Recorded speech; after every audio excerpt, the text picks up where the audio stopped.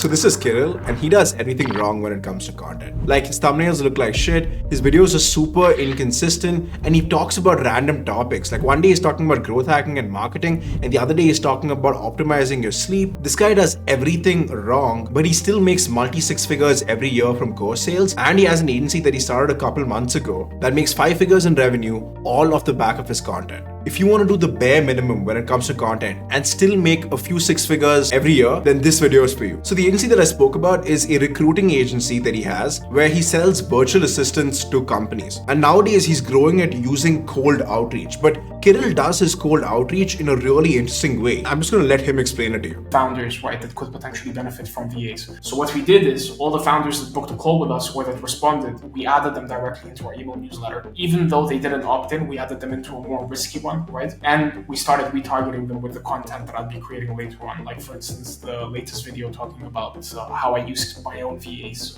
for my own processes. Dude, that's so interesting, man, because normally when I do cold outreach, I always follow up with, are you still interested? Or I'm bumping up this email to see if it was buried in your inbox. But what you're doing is you're sending them your videos as the follow-ups. Of course, it improves the overall engagement rate, and it's just essentially a much better follow-up system than just sending the typical follow-up of, hey, are you still interested in our offer? If I'm sending you a video that I created with me showcasing me using my service, it's just so much better. All right, that's awesome, dude. The outreach is amazing. But now I want to get back to your content, right? So how it works is you make these videos and then you use your free course as a lead magnet and get your audience into your school group, right? And then you kind of nurture them in that group and then you close them either on coaching or on consulting. But a few months ago, I remember you used to funnel them into a WhatsApp group and not Skool. So I wanted to ask, has that switch from WhatsApp to Skool been worth it?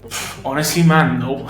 To be quite honest, absolutely not. WhatsApp worked so great, but it has its own limitations with regards to how many people can join the group and then just the general moderation. It's not necessarily a group made to be moderated. But the thing is, when you have a WhatsApp group, people use it on a much more personal level than Skool. Like, I don't know myself ever logging into Skool to consume content. I've personally never done it. I've paid for communities before to join them and see them, but I've paid, seen, and then I'm like, you know what, screw this. So you could say that me moving to Skool was a bit of a mistake, and to a certain extent, but I've got the WhatsApp group in the back end as like just in case. WhatsApp is just so much better. So in my tier list of, let's say, community building websites, WhatsApp, Telegram, and then essentially all the rest. Skool is at the bottom. I would even say that a Facebook group is even higher than Skool because you want to create the community / distribution channel on something that people log in daily. And the people that log in daily on Skool, I haven't really been able to pinpoint exactly who they are and what they do,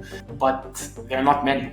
That's the point. Yeah, I feel people who are on Skool are people who kind of want to make money off your group. Like they want to come on the group and they want to market out your group to other people. The normal guy is not going to go on Skool. He's going to be on WhatsApp. It's like every time you want to text your mom, you see my group. Every time you want to text your girlfriend, you see my group. Every time you want to text your friends, you see my group, right? Versus you're logging into Skool. Why? To do what?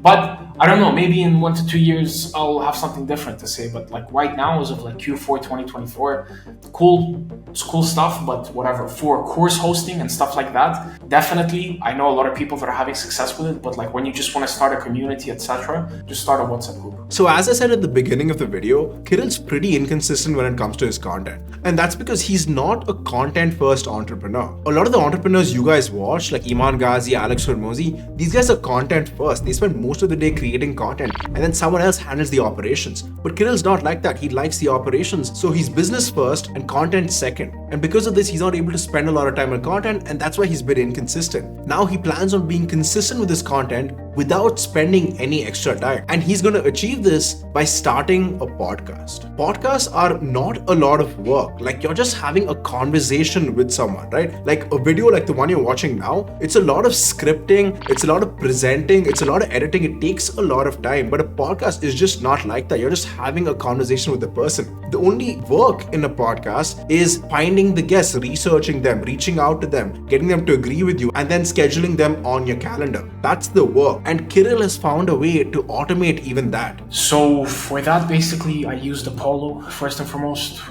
Tools that essentially everybody knows. From Apollo, I remember searching for sleep doctors in the US, and then from sleep doctors in the US, I exported let's say 1,000 to 2,000 sleep doctors in the US or sleep consultants, etc., using a tool called Lead Magic. So from that export, you get the raw CSV file of let's say the emails, etc., verified emails. Then I used Pro APIs to scrape the LinkedIn About section from all the LinkedIn profiles that were available there, because the outreach was going to be through email and LinkedIn, combination of both.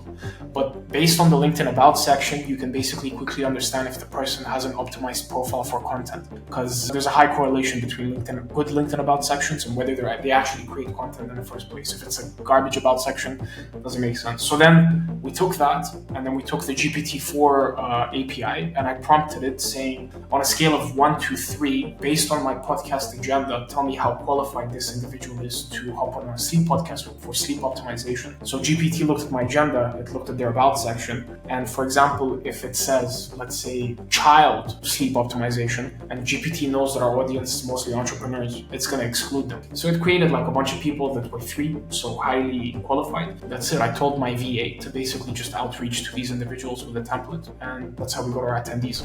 If you want really simple edits like the video you're watching right now, our team can do it. But at the same time, if you want really complex edits and animations like the ones you're seeing on your screen, our team can do those too. If you want to work with me, scroll down and check the pinned comment or the links in the description to apply and get a chance to work with me. You guys may not know this, but Kirill is the expert that the experts listen to. He's the guy who coaches the coaches, right? Like the coaches that you guys know that make multi-six figures a month in profit. This guy coaches and consults them. So he hears tactics and strategies that you just won't hear on YouTube. And so when I asked him for that secret sauce, right, the stuff that the top guys are talking about that the mainstream just doesn't know, this is what he gave me. I think 20 to 10 years ago, there was a blender company called BlendTech, literal blender company. So it was back then when content marketing wasn't even necessarily a thing, right? But these guys were so innovative to think of a content idea where they just took their blenders, they shoved random stuff in the blender along the question of will it blend? And they built one of the biggest kitchen appliance companies in the entire world with that content marketing strategies. And their videos on YouTube are still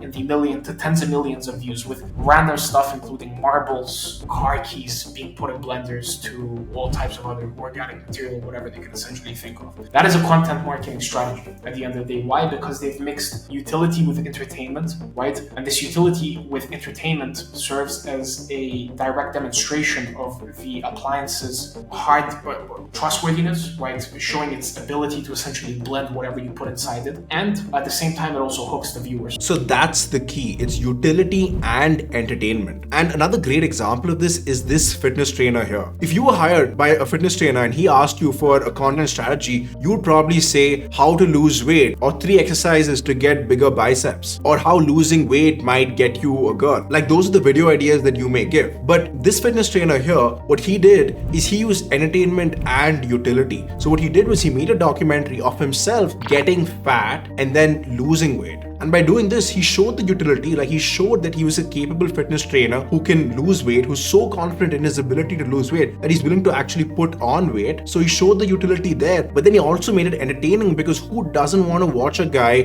become super fat and then see if he actually has the ability to lose the weight? So if you're a men's style YouTuber, you can make a video on top 5 pants to wear this fall, or you could use the entertainment and utility angle and maybe find a guy who does not know how to dress and take him to a Zara or a H&M and actually find him great clothes that fit him and give him a whole makeover. I remember Alpha M did this a really long time back and his series did really well. If you're a dating coach, then you can do the same thing. You can make a video talking about how to get a girl's number, or what you can do is get a guy who's super shy, who does not know how to talk to girls, and actually train him and coach him to the point where he's a savant. Or if you're in the make money online space, you could make a video about how to make money with dropshipping, or you could actually film from start to finish, starting a dropshipping store, making your first dollar and then scaling it. I remember Davey Fogarty did this, and that video series blew up his channel. And now this guy's become so big that he's now on the Australian version of Shark Tank.